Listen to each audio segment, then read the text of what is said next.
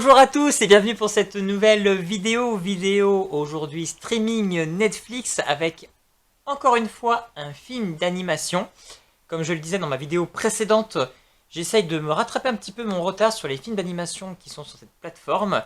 Vous avez déjà sur ma chaîne deux vidéos, vous avez les Mitchell vs les machines et Voyage vers la Lune qui sont deux films assez différents mais qui pour les deux j'ai extrêmement aimé.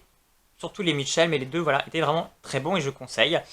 Et là, j'ai regardé Génie Dragon, qui est comme Voyage vers la Lune, en fait, un film américain-chinois, il me semble. Et là encore, on est vraiment plongé au cœur de la culture chinoise. Donc moi, j'aime beaucoup tout ce qui est univers chinois, japonais, donc je m'y retrouve, j'aime bien leur culture. Donc voilà, parce qu'on est vraiment sur quelque chose où on voit un petit peu la pauvreté chinoise. C'est plutôt bien de le montrer aussi, je pense.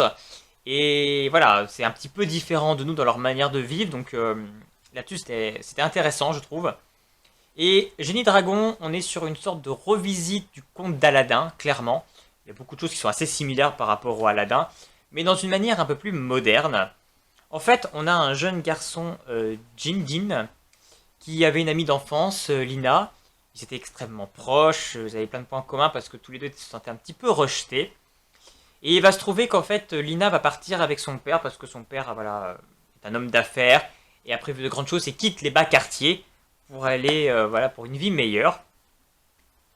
Et on va retrouver après Dean beaucoup plus grand, adulte, mais il n'a jamais oublié Lina, il va absolument la retrouver et il a prévu d'essayer de la rejoindre à son anniversaire et de lui faire une surprise en fait.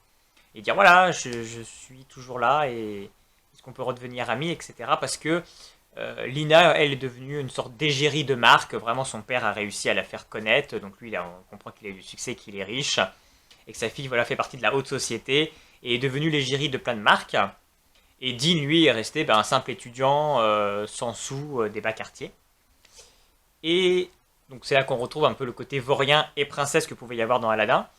Et on va lui remettre, un curieux personnage va lui remettre une sorte de soucoupe jarre qui détient un dragon rose, qui va lui révéler qu'il est un génie dragon et qu'il a le droit de révéler 3 vœux et que il faut absolument qu'il les réalise extrêmement vite ces 3 vœux parce que voilà c'était un ancien empereur chinois qui attend d'aller au paradis pour la fiesta et qui a été un petit peu on lui a donné une mission qui devait réaliser les 3 vœux à 10 personnes et c'est qu'enfin il aura réalisé ces 10 vœux, enfin ces 3 vœux aux 10 personnes qui pourra rejoindre le paradis.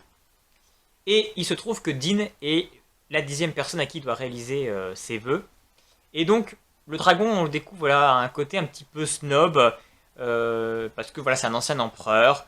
Et ce qui est intéressant et ce que j'ai trouvé drôle en fait, dans ce dessin animé, c'est qu'on a joué la carte qu'en fait, le dragon, ça faisait 1000 ans qu'il n'était pas sorti de sa jarre. Et donc, quand il arrive dans ce monde moderne où il y a des téléphones, il y a des voitures, il est complètement perdu, il est complètement décalé avec les relations humaines d'aujourd'hui. Et ça donne des scènes très drôles et très cocasses. Et là-dessus, c'est vraiment la bonne trouvaille du film. À côté de ça, on a vraiment beaucoup de choses qui sont assez similaires et bien évidemment au conte d'Aladin. Parce que voilà, dans Aladin, on le faisait devenir insultant. Là, on va le faire venir un petit peu un homme d'affaires fortuné pour qu'il puisse approcher Lina. Donc là-dessus, on retrouve un petit peu des thématiques différentes. On a des méchants aussi qui sont plutôt drôles. C'est aussi une bonne touche humoristique aussi au dessin animé. Et on est embarqué dans cette aventure, il y a des bonnes scènes d'action, il y a des bonnes scènes de mouvement, c'est très dynamique.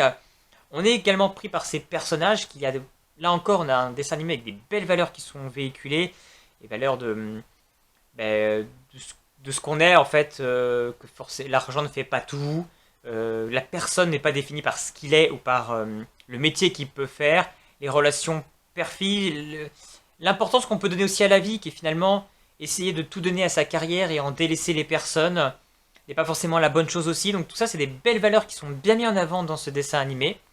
Les valeurs d'amitié également aussi est bien mis en avant dans ce dessin animé. Donc on passe vraiment un excellent bon moment. C'est une alternative à Aladdin. Voilà, clairement Aladdin est mieux, je ne vais pas dire le contraire, mais j'ai trouvé qu'on passait un bon moment. C'est divertissant, c'est réussi, c'est bien produit, c'est joli, c'est coloré. Je ne peux que vous conseiller Génie Dragon.